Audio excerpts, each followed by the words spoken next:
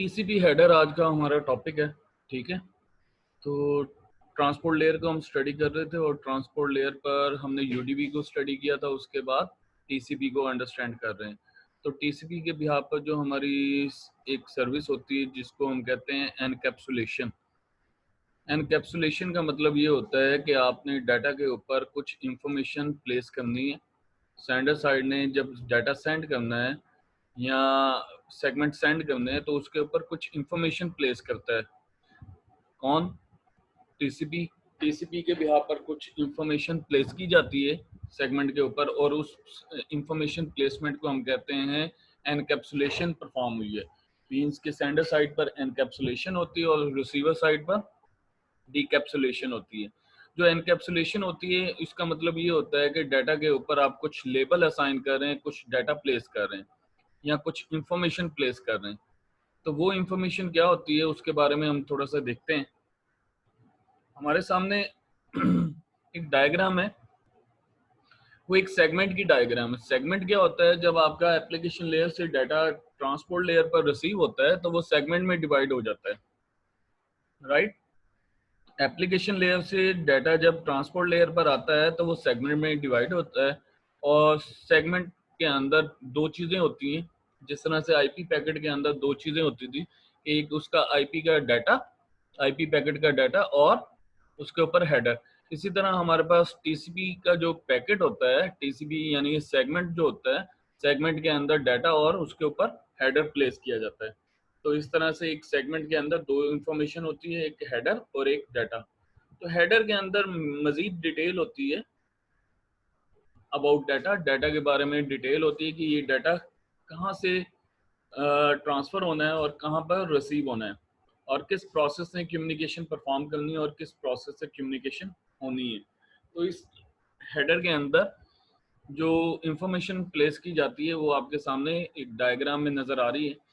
एक header, TCP header का जो साइज़ होता है, टीसीपी हेडर का जो मिनिमम साइज़ होता है वो 20 बाइट होता है और मैक्सिमम 60 बाइट का होता है। यानी कि आपके पास फर्स्ट 20 बाइट जो हेडर के होते हैं वो नेसेसरी हैं, आगे जो 40 बाइट हैं हेडर के वो ऑप्शनल है। तो यहाँ पे अगर आप गौर से देखें तो आपके पास ये 1 2 3 4 5 5 ब्लॉक है, 5 रोज हैं जिनको आप 4 बाइट की एक रो कह सकते हैं। यानी एक 32 बिट का एक पोर्शन है, 32 बिट की एक रो है, तो इसका मतलब 5 रो है, तो 4 बाइट की एक रो है, तो 5 4 द 20 बाइट का ये आपके पास हेडर है और बाकी जो ब्लू कलर में है ये सारा क्या है? ऑप्शनल है।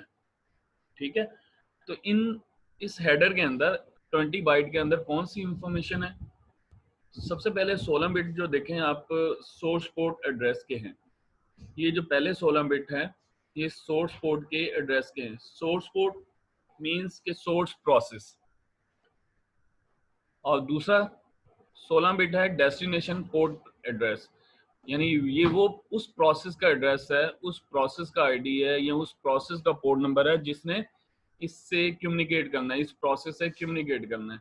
तो इसका मतलब ये हुआ सॉरी, हमारे पास जो टीसीपी के बिहाफ पर जो कम्युनिकेशन होती है वो प्रोसेस टू प्रोसेस कम्युनिकेशन होती है। ठीक है, तो process to process communication on the behalf of port number होती है। यानी कि हर प्रोसेस का एक आईडी होता है जिसको हम पोर्ट नंबर बोलते हैं और पोर्ट नंबर जो होता है वो 16 बिट पर मुश्तमिल होता है। तो आपके पास जो सेगमेंट होता है, सेगमेंट के अंदर जो हेडर होता है, हेडर के ऊपर पहली जो इंफॉर्मेशन होती है वो सेंडर के प्रोसेस का पोर्ट नंबर होता है और जो दूसरी इंफॉर्मेशन या दूसरी फील्ड होती है वो रिसीवर के प्रोसेस का पोर्ट नंबर। ठीक है, तो आपको यहाँ से आइडिया होता है कि किस प्रोसेस से किस प्रोसेस के साथ कम्युनिकेट करना है। तो यहाँ पे सेंडर का प्रोसेस, सेंडर प्रोसेस का पोर्ट नंबर और रिसीवर प्रोसेस का पोर्ट नंबर मेंशन होता है। नेक्स्ट हमारे पास है सीक्वेंस नंबर। जो सीक्वेंस नंबर है 32 बिट का है। इसका मतलब ये होता है कि आप जो सेगमेंट सेंड कर रहे हैं ट्रांसपोर्ट लेयर पर, जो सेगमेंट आप सेंड करना चाहते हैं आगे, तो उसका एक सीक्वेंस नंबर होता है। सीक्वेंस नंबर से मुराद ये होते हैं कि आपने उसमें नंबर ऑफ बाइट सेंड करने होते हैं। ठीक है, तो सीक्वेंस नंबर होता है उसके फर्स्ट बाइट का एड्रेस, यानी उसका सीक्वेंस नंबर होता है।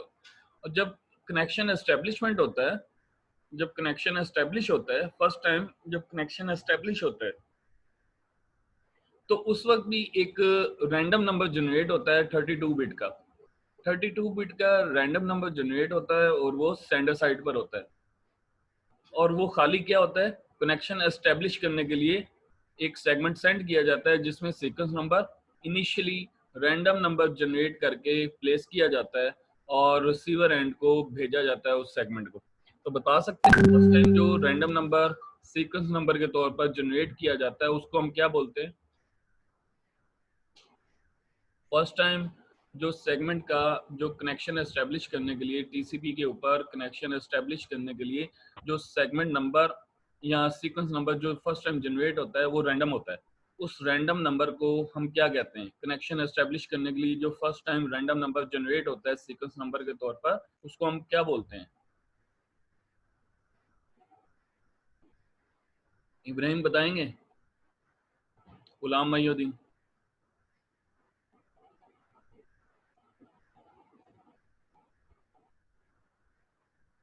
है आइडिया किसी को? अच्छा, फर्स्ट टाइम जो रैंडम नंबर सीक्वेंस नंबर के तौर पर जो एस्टेब्लिश करने के लिए उसको हम बोलते हैं आईएसएन, इनिशियल सीक्वेंस नंबर। आई एस्टेब्लिश करने के लिए जो सेगमेंट सेंड होगा उसमें जो नंबर बोलते हैं इनिशियल सीक्वेंस नंबर, या दूसरे लोगों में आईएसएन। ठीक है, आईएसएन उसको बोलते हैं। नेक्स्ट जो हमारे पास है, मैं एक एक्नॉलेजमेंट नंबर कहाँ से आता है, रिसीव होता है। जो एक्नॉलेज का सक्सेसफुली रिसीवर साइड पर रिसीव होता है तो वहां से फिर एक्नॉलेजमेंट सेंड होता है, और एक्नॉलेजमेंट में क्या बताया जाता है? एक्नॉलेजमेंट में बताया जाता है कि नेक्स्ट नंबर ऑफ बाइट, जो भी आपने बाइट सेंड करना है या एक्सपेक्ट करता है रिसीवर, उसको वहां पे प्लेस करता है कि नेक्स्ट जो बाइट मैंने रिसीव करना है वो इस नंबर का होगा। ठीक है, लेट्स से आपके पास एक सीक्वेंस नंबर आपने सेंड किया एक्स, तो एक्नॉलेजमेंट उसका क्या आएगा? अगर एक्स सीक्वेंस नंबर आपने सेंड किया तो एक्नॉलेजमेंट क्या होगा उसका? ये बेसिकली क्यूमुलेटिव होता है, प्रीवियस जितना भी रिसीव किया होता है उसमें 1 का इंक्रीमेंट करके एक्नॉलेजमेंट सेंड किया जाता है। तो एक्नॉलेजमेंट वैल्यू क्या होगी फिर? अगर एक्स सेंड हुए तो एक्नॉलेजमेंट क्या होगा,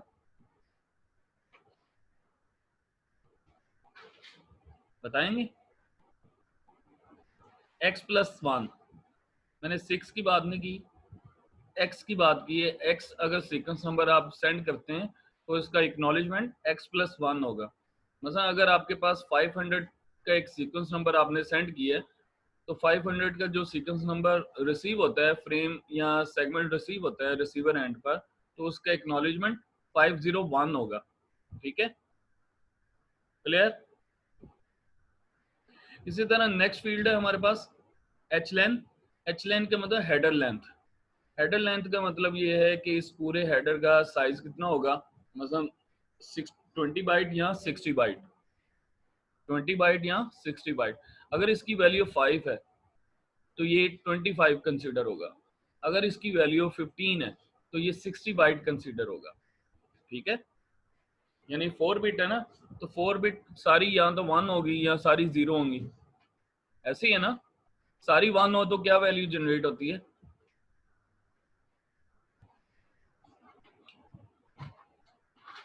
4 1s हो, 4 1s हो तो डेसिमल में क्या वैल्यू बनती है?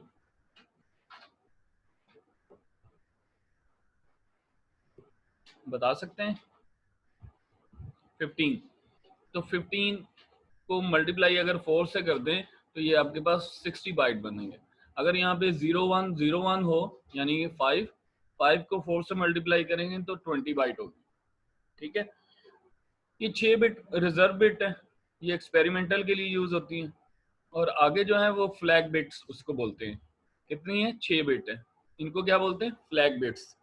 फ्लैग से मुराद ये कुछ इंडिकेटर्स होते हैं जो कि आपके इस कनेक्शन को एस्टेब्लिश करने में, कनेक्शन को टर्मिनेट करने में, या डाटा सेंडिंग के लिए या एक्नॉलेजमेंट सेंडिंग के लिए यूज होते हैं। पहला जो फ्लैग फ्लैग बिट है यूआरजी।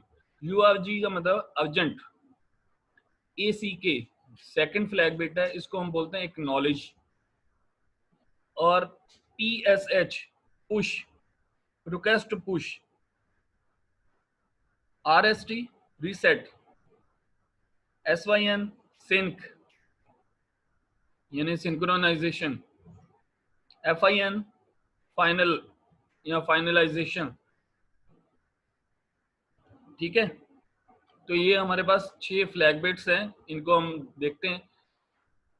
अर्जेंट का मतलब ये है, अर्जेंट फ्लैग अनेबल होने का मकसद ये है कि आपने जब डाटा को अर्जेंटली सेंड करना है, जब अर्जेंट बेस पर सेंड करना है डाटा को, तो ये बिट अनेबल होगी और इसके बिहाफ पर अर्जेंट पॉइंटर भी यूज होगा।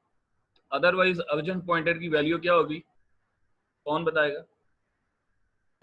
0 1 होगी, 0 होगी। अगर अर्जेंट फ्लैग बिट 0 है तो ये भी सारी 0 होगी, ठीक है। आपने अगर इसको, यानी जो डाटा अर्जेंटली सेंड होना है उसके बिहाफ पर अर्जेंट फ्लैग अनेबल होगा और उसका एड्रेस जहां से अर्जेंटली सेंड करना है उसका एड्रेस इस फील्ड में, इस कैटेगरी में या इस लोकेशन पर प्लेस कर दिया जाता है, ठीक है। इसी तरह अगर रिसीवर एक पैकेट रिसीव करता है या रिसीवर एक सेगमेंट रिसीव करता है तो उसका एक्नॉलेजमेंट सेंड करता है, किसको? सेंडर को। एक्नॉलेज करता है कि मैंने सक्सेसफुली, आपने जो पैकेट सेंड किए थे या डाटा जो सेंड किया था वो मैंने रिसीव कर लिया है, अब ये उसका एक्नॉलेज मैं कर रहा हूँ। तो एक्नॉलेज का मतलब यहाँ पे अनेबल अगर 1 होगा, अगर ACK की वैल्यू 1 होगी तो इसका मतलब यहाँ पे एक्नॉलेजमेंट नंबर भी होगा, अदरवाइज ये नंबर क्या होगा? अगर एक्नॉलेजमेंट, ये एक्नॉलेज बिट 0 होगी तो ये एक्नॉलेजमेंट नंबर यहाँ पे होगा।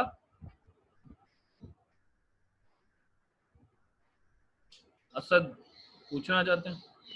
यहाँ +1 नहीं होगा सर, जैसे हम पहले +1 कर रहे थे ना, फिर यहाँ +1 नहीं होगा। नहीं, यहाँ पे कोई भी नंबर नहीं होगा, 0 होगा, क्योंकि एक्नॉलेजमेंट अगर नहीं आता तो इसका मतलब ये 0 है, तो ये भी 0, कोई वैल्यू नहीं होगी, सिर्फ सीक्वेंस नंबर होगा। अगर एक्नॉलेजमेंट नहीं है तो इसका मतलब डाटा है, ये डाटा सेंड हो रहा है, ठीक है, क्लियर। इसी तरह आपके पास है पुश। पुश का मतलब ये है कि आपने डाटा जो सेंड करना है उसके लिए रिक्वेस्ट सेंड कर रहे हैं कि पुश टू सेंड। नेक्स्ट जो हमारे पास फ्लैग बिट है उसको हम कहते हैं रीसेट। रीसेट का मतलब ये है कि जो टीसीपी का कनेक्शन एस्टेब्लिश्ड है उसको रीसेट कर दिया जाए, रीस्टार्ट कर दिया जाए, दोबारा से कनेक्शन एस्टेब्लिश किया जाए। जैसे आप लोग व्हाट्सएप यूज करते हैं या कॉल आपने मिलाई होती है तो आपका कनेक्शन बाजू का डिस्कनेक्ट हो जाता है तो फौरी तौर पर कनेक्शन एस्टेब्लिश होता है ऐसे, तो वो रीसेट होता है बाजू का। यस। अच्छा, इसी तरह सिंक, SYN, सिंक सिंक्रोनाइजेशन के लिए है। फर्स्ट टाइम जब दो डिवाइसेस जब आपस में कम्युनिकेट करना चाहते हैं तो टीसीपी के बिहाफ पर उनके दरमियान में कनेक्शन एस्टेब्लिश होता है, क्योंकि टीसीपी की एक सर्विस है जिसको हम कहते हैं कनेक्शन ओरिएंटेड। टीसीपी की एक सर्विस है कनेक्शन ओरिएंटेड। कनेक्शन ओरिएंटेड का मतलब ये है कि डाटा ट्रांसमिशन से पहले कनेक्शन एस्टेब्लिश किया जाए, यानी दोनों डिवाइसेस आपस में सिंक्रोनाइज हो जाएं, दोनों प्रोसेस आपस में या दोनों डिवाइसेस आपस में सिंक्रोनाइज हो जाएं। तो first time sync bit send होती है। सिंक बिट का मतलब ये है कि कनेक्शन एस्टेब्लिश करने के लिए एक फ्रेम या एक रिक्वेस्ट सेंड की जा रही है, ठीक है। सिंक्रोनाइजेशन के लिए या कनेक्शन एस्टेब्लिश करने के लिए सिंक बिट यूज होती है। और जब आपकी कम्युनिकेशन खत्म हो जाए, जब आपकी कम्युनिकेशन खत्म हो जाए मींस कि आप ये कह लें कि आपका डाटा ट्रांसफर हो जाता है सक्सेसफुली, तो फिर आपने कनेक्शन को टेयर डाउन करना होता है, यानी कनेक्शन को टर्मिनेट करना होता है। तो कनेक्शन टर्मिनेशन के लिए कौन सी फ्लैग बिट यूज होती है? फिन। फिन का मतलब final, final flag bit use होती है। तो यहाँ से रिसीवर एंड पे पता चलता है कि अब जो रिक्वेस्ट आई है कनेक्शन को टर्मिनेट करने की रिक्वेस्ट आई है। यहाँ तक क्लियर?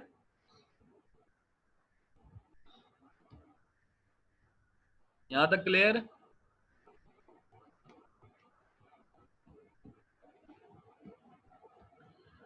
अच्छा, अब कौन बताएगा आईपी हेडर कितने बाइट का होता है? 20 मिनिमम, 20 और मैक्सिमम 65,535। वो हेडर की बात कर रहा हूं मैं। पैकेट की बात नहीं कर रहा हूँ, हेडर की बात कर रहा हूँ, आईपी हेडर की बात कर रहा हूँ। जिस तरह से 60 सर 60, 20 से 60, टीसीपी का हेडर भी 20 से 60 तक होता है। ठीक है, क्लियर।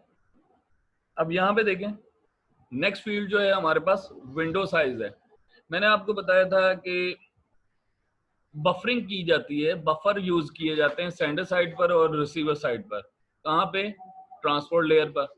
ट्रांसपोर्ट लेयर पर बफर यूज होते हैं सेंडिंग साइड और रिसीविंग साइड, दोनों साइड पर। ऐसे ही है, सेंडिंग साइड पर बफर में उस वक्त डाटा प्लेस किया जाता है जब एप्लीकेशन लेयर उसको डाटा प्रोवाइड करती है, और रिसीवर साइड पर बफर में डाटा उस वक्त प्लेस किया जाता है जब रिसीवर साइड से पैकेट रिसीव हो या डाटा रिसीव हो, तो उधर रिसीवर साइड पे उसको बफर में प्लेस किया जाता है।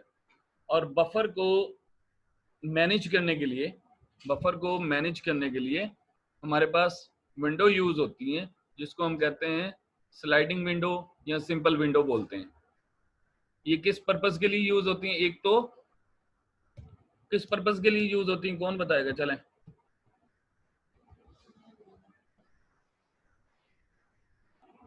सर बफर को मैनेज करने के लिए। बफर को तो मैनेज करना ही करना है, उसके अलावा क्या उसका पर्पस क्या है? बफर का पर्पस क्या होता है? टीसीपी की एक सर्विस है जिसको हम कहते हैं फ्लो कंट्रोल। टीसीपी की एक सर्विस है दो नेटवर्क के दरमियान सर ट्रांसमिट को कंट्रोल करती है, फ्लो को कंट्रोल करने के लिए। ठीक है, तो दो फ्लो को कंट्रोल करने के लिए हम स्लाइडिंग विंडो का कंसेप्ट यूज करते हैं। यहाँ पे जो फील्ड है वो कितने बिट की है? 16 बिट की। इसका मतलब इसकी मैक्सिमम वैल्यू 65,535। इतने बाइट का डाटा यहाँ पे इस विंडो में प्लेस किया जा सकता है, या विंडो 65,535 बाइट के डाटा को हैंडल कर सकती है। ठीक है, तो ये विंडो साइज दोनों तरफ मेंशन किया जाता है जब डाटा सेंड होता है। जब टीसीपी का डाटा सेंड होता है तो टीसीपी के हेडर के अंदर विंडो साइज मेंशन होता है, तो बताया जाता है सेंडर साइड पे विंडो साइज क्या है और रिसीवर साइज पे विंडो साइज क्या है।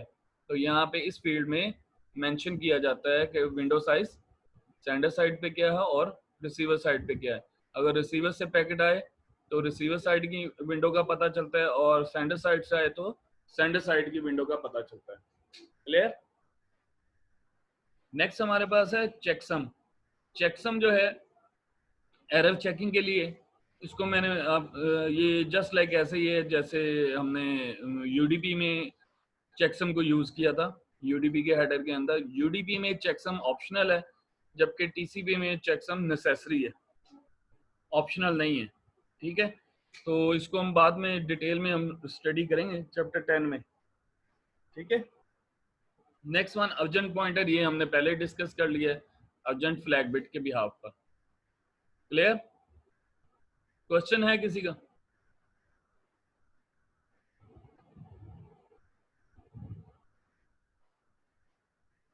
क्वेश्चन है? नेक्स्ट देखें, ये हर फील्ड की अलग से डिस्क्रिप्शन है, और डिस्क्रिप्शन के साथ साथ जो फ्लैग बिट्स थी या कंट्रोल फील्ड्स जिसको हम बोलते हैं, 6 फील्ड थी, 6 बिट थी, उसके बारे में इंफॉर्मेशन है। ठीक है,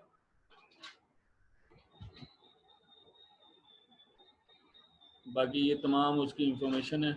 तो यहाँ पर आपने टीसीपी हेडर को अंडरस्टैंड किया, टीसीपी हेडर को अंडरस्टैंड कर लिया आपने। क्लियर है यहाँ तक?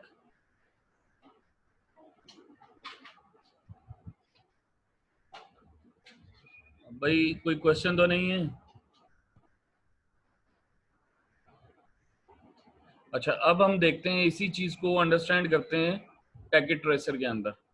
पैकेट ट्रेसर के अंदर हम देखते हैं कि हम टीसीपी हेडर को किस तरह से यूटिलाइज कर सकते हैं या किस तरह से देख सकते हैं, उसकी वैल्यू किस तरह से चेंज होती है। तो मैं आपके सामने पुरानी वायरलेस वाली जो सिमुलेटर पर जो मैंने वायरलेस की टोपोलॉजी बनाई थी उसको आपके सामने प्लेस कर रहा हूँ। ये आपके सामने नजर आ रही है टोपोलॉजी?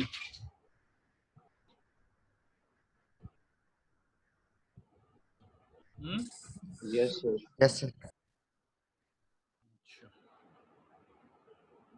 अच्छा, यहाँ पे हमारे पास वायरलेस वाली टोपोलॉजी पुराना नेटवर्क अवेलेबल है। इसमें मैं क्या करता हूँ कि इसमें कोई सर्वर ऐसा है जिसमें HTTP सर्विस को हम यूज करें, इंटरनेट को यूज कर सकें। यहाँ पे नजर आ रहा है कोई सर्वर?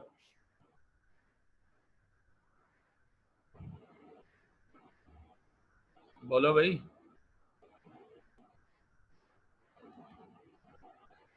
क्या सर्वर है यहाँ पे कोई जिसमें इंटरनेट की सर्विस हो और उसको हम यूज कर सकें? सर राउटर में हो सकते है कि नहीं? राउटर में इंटरनेट कहाँ से आ गया? राउटर तो राउटिंग परफॉर्म करने के लिए, हमने तो सर्विसेज देखनी है ना, HTTP सर्विसेज। जैसे आप लोग अपने कंप्यूटर पर वेब पब्लिशिंग के लिए या वेब प्रोग्रामिंग के लिए एक सर्वर इंस्टॉल करते हैं। कौन सा सर्वर इंस्टॉल करते हैं? जैम्प या वैम्प वगैरह करते हैं? यस सर, जैम्प करते हैं, तो उसमें HTTP सर्विस को आप यूज कर रहे होते हैं, ठीक है ना। वैम्प जो है वो एब्रीविएशन है विंडो अपाची और क्या है, माइसिकल और PHP, ठीक है। विंडो अपाची माइसिकल और PHP। तो जैम्प कोई भी ऑपरेटिंग सिस्टम, ठीक है, आगे वही अपाची माइसिकल और PHP। तो उसके लिए आप एक सर्वर इंस्टॉल करते हैं। तो अपाची जो है HTTP सर्वर को बोलते हैं, ठीक है। तो हम ये करते हैं कि HTTP सर्वर को यहाँ पे प्लेस करते हैं। तो यहाँ से एंड डिवाइसेस में से एक सर्वर पिक कर लेते हैं। तो ये मेरे पास एक सर्वर है, इसको मैं पिक कर लेता हूँ। यहाँ पे मैंने वर्क स्पेस पे प्लेस कर दिया। अब हमने इस नेटवर्क के साथ, इस पूरे नेटवर्क के साथ, इस स्विच के साथ इस सर्वर को कनेक्ट करना है। तो कैसे कनेक्ट करूंगा? कौन सी वायर चाहिए मुझे? दो मुख्तलिफ डिवाइसेस हैं। हाँ, स्ट्रेट थ्रू केबल, दो मुख्तलिफ डिवाइसेस हैं। तो मैं कनेक्शन में जाता हूँ, तो कनेक्शन में स्ट्रेट थ्रू केबल को पिक करता हूँ और यहाँ से फास्ट ईथरनेट और इधर किसी एक पोर्ट से मैं कनेक्ट कर देता हूँ। अब यहाँ पे ग्रीन सिग्नल का मतलब ये है कि कनेक्शन एस्टेब्लिश हो गया, और ऑरेंज सिग्नल का मतलब ये है कि इन प्रोसेस है, कनेक्शन इन प्रोसेस। तो यहाँ पे हम देख लेते हैं IP एड्रेस किस स्कीम के दिए हुए हैं। 192.168.0 सीरीज के हैं। तो हर IP को चेक कर लेते हैं। ये 207 है, 206, 208 और इसी तरह से बाकी है। तो यहाँ पे मैं इसको एक IP एड्रेस असाइन कर देता हूँ इसी सीरीज का 192. अब दोनों ग्रीन हो चुके हैं, देख लिया आपने। अब यहाँ पे मैं इसको IP एड्रेस असाइन करता हूँ।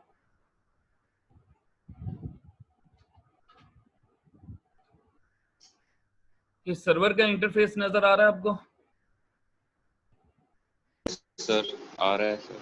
मैं इसको IP असाइन कर रहा हूँ डेस्कटॉप पे, IP कॉन्फ़िगरेशन, और IP इसको मैं असाइन कर देता हूँ 192.168.0.250, ठीक है। ये मैंने IP एड्रेस असाइन कर दिया इसको। अब देखते हैं सर्विसेज HTTP सर्विस अवेलेबल है या नहीं।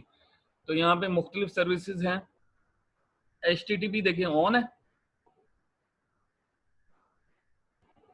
यस सर ऑन है। और HTTPS भी ऑन है। यस सर ये भी इसका मतलब अपाची सर्वर यहाँ पे रनिंग में है। तो कौन कौन सी फाइलें पड़ी हुई हैं? ये फाइलें पड़ी हुई हैं, कुछ कॉपीराइट है, सिस्को पैकेट लोगो है, ठीक है। इसी तरह हेलो वर्ल्ड है, इमेज है और इंडेक्स है। तो मैं यहाँ से किसी एक को कॉपी कर लेता हूँ एडिट करके,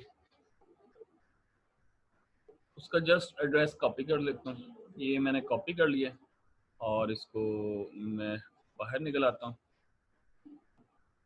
ये मेरे पास इसका IP एड्रेस असाइन हो चुका है, ठीक है। ये हमने 250 एलोकेट किया। मैं दोबारा वापस जाता हूँ अपने मेन नेटवर्क की तरफ। अब मेरे पास क्या है? सिमुलेटर मोड है। सिमुलेटर मोड में मैंने मूव किया, सिमुलेशन का बटन मैंने प्रेस किया और यहाँ पे मुख्तलिफ किस्म के प्रोटोकॉल्स अवेलेबल हैं। तो मैं सबको डिसेबल कर रहा हूँ। और इनमें से मैं 2 प्रोटोकॉल को सिलेक्ट करता हूँ। पहला प्रोटोकॉल ICMP का और दूसरा प्रोटोकॉल मैं TCP का सिलेक्ट कर लेता हूँ। तो यहाँ पर ICMP और TCP आ गया, शो हो गया। ठीक है, शो हो गया। आप लोग बोलते जाए ना, आइडिया हो मुझे। अब ये शो हो गया। अब मैं ये करता हूँ कि इस कंप्यूटर ए से इस सर्वर को एक्सेस करता हूँ। कंप्यूटर ए से इस सर्वर को एक्सेस करता हूँ। तो यहाँ पे मेरे पास ये कंप्यूटर ए पे मैंने क्लिक किया। कंप्यूटर ए पर देखिए, मैंने कंप्यूटर ए को क्लिक किया और यहाँ पे मेरे पास वेब ब्राउज़र,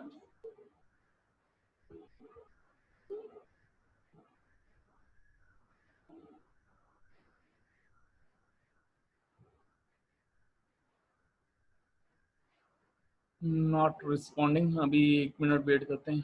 हाँ जी, वेब ब्राउज़र ओपन हो गया। अब यहाँ पे जस्ट मैंने क्या करना है, उस सर्वर का IP एड्रेस लिखना है, जिस सर्वर को मैंने एक्सेस करना है। तो IP एड्रेस लिखवाएंगे आप। उस सर्वर का IP एड्रेस मैंने क्या असाइन किया था?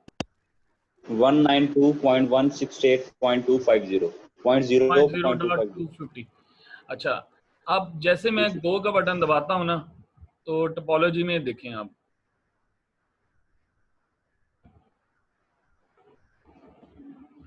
टोपोलॉजी में आपको एक पैकेट नजर आ रहा है कंप्यूटर ए पर।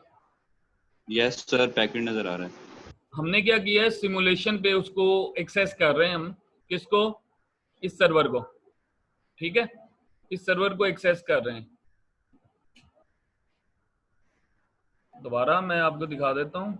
ये मेरे पास यस, ये IP एड्रेस हमने लिखा था और उसके आगे मैं स्लैश करके वो एड्रेस भी लिख देता हूँ, इंडेक्स वाला।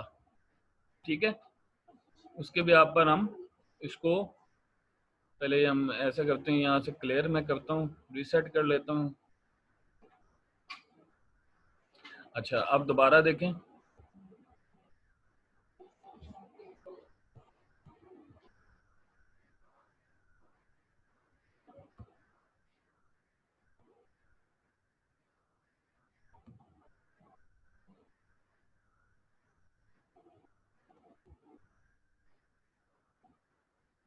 अच्छा, कंप्यूटर ए पे मैं क्लिक कर रहा हूँ। दोबारा से मैं आपको शेयर करता हूँ browser. Yes sir. System slow हुआ पड़ा है इसलिए आपको थोड़ा सा। अच्छा, यहाँ पे हम उसका IP एड्रेस लिखेंगे 192.168.0.250 स्लैश, जिस पेज को ओपन करना है। अदरवाइज तमाम पेजेस का लिंक ओपन करना है तो तमाम पेजेस आ जाएंगे। अदरवाइज यहाँ पे आप index.html जो मैंने फाइल कॉपी की थी उस पर मैंने क्लिक किया और यहाँ पे मेरे पास टोपोलॉजी में जो कंप्यूटर ए था उस पर एक पैकेट नज़र आ रहा है आपको। और इस पैकेट में अगर इसको एक्सप्लोर करना है तो आप इस पैकेट पे मैंने क्लिक किया और करें। यहाँ पे क्या लिखा हुआ है, आउट लेयर में देखें, TCP सोर्स पोर्ट 1032 और डेस्टिनेशन पोर्ट कौन सी है? 80 सर। 80। और इसी तरह से सोर्स IP देखें 207 और डेस्टिनेशन IP 250। ठीक है, अगर आप आउटबाउंड में देखें तो यहाँ पे IP का पैकेट है और अगर आप इसको स्क्रॉल डाउन करेंगे तो ये कौन सा पैकेट है, ये क्या लिखा हुआ है? TCP में देखें सोर्स पोर्ट लिखा हुआ है और डेस्टिनेशन पोर्ट। 80 पोर्ट किसकी होती है? HTTP की। सीक्वेंस नंबर, पहला जो सीक्वेंस नंबर जा रहा है 0 और एक्नॉलेजमेंट नंबर भी 0 है। और यहाँ पे ये उसकी लेंथ और उसकी रिजर्व और यहाँ पे फ्लैग बिट्स है। तो फ्लैग बिट में आपके पास दूसरी बिट है। दूसरी बिट किसकी थी, याद है? सिंक्रोनाइज की सर। पहली बिट थी आपकी अर्जेंट की थी, दूसरी बिट थी जी पुश की। ये जी, पुश का मतलब तीसरी डाटा सेंड एक्नॉलेज। करना। तीसरी एक्नॉलेजमेंट की थी, और यहाँ पे विंडो साइज भी मेंशन है, अर्जेंट पॉइंटर भी 0 है, एक्नॉलेजमेंट भी 0 है, और बाकी ऑप्शंस है, यहाँ पे डाटा है। ठीक है, अब हम इसको ऐसे करते हैं कि जल्दी से टाइम कम है तो मैं इसको एज ए होल इसको रन कर देता हूँ, प्ले करता हूँ। ये पैकेट आपका स्विच पे चला गया,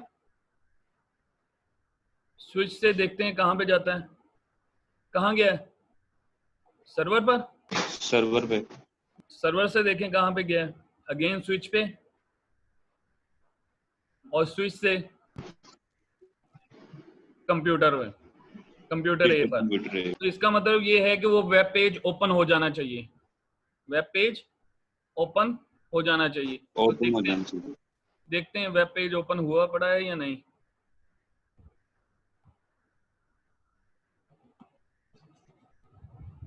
अब वेब पेज आप देख रहे हैं सिमुलेशन मोड में, अगर आप इसको रियल मोड में ओपन करें, हाँ जी आप देखें रियल मोड में मैंने ओपन किया है, वेब पेज देखें नजर आ रहा है आपको?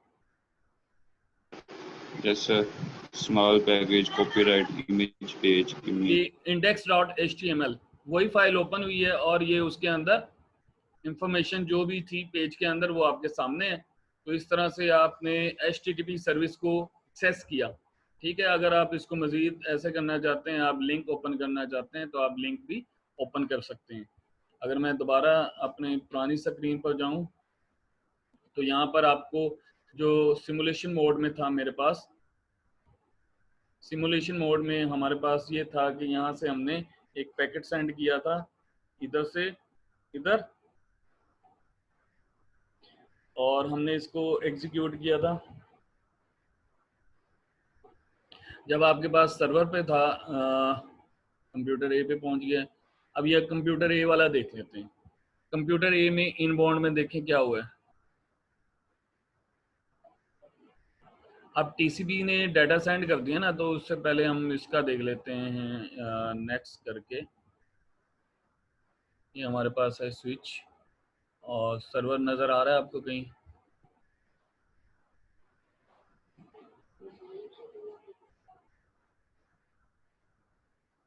मैं इसको रीसेट करता हूँ।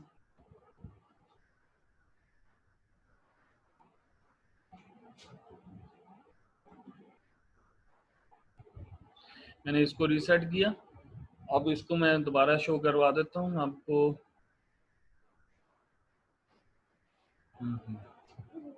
सिमुलेशन मोड में मैं इसके यहाँ से ओपन करता हूँ, यहाँ से, बल्कि ये हमने देख लिया, इस केस में देख लेते हैं, बी से देख लेते हैं। बी में हमारे पास डेस्कटॉप है। 1 मिनट है, इसमें परफॉर्म नहीं होगा। मैं आपको जो चीज़ दिखाना चाहता था सर्वर एंड पे दिखाना चाहता था। सर्वर एंड पे आपके पास टीसीपी के बिहाफ पर क्या चेंजिंग अकर हुई है। जब एक्नॉलेजमेंट जाता है तो उसमें 1 का इंक्रीमेंट होके वापस आता है। आप लोग अपने एंड पे इसको अगर परफॉर्म कर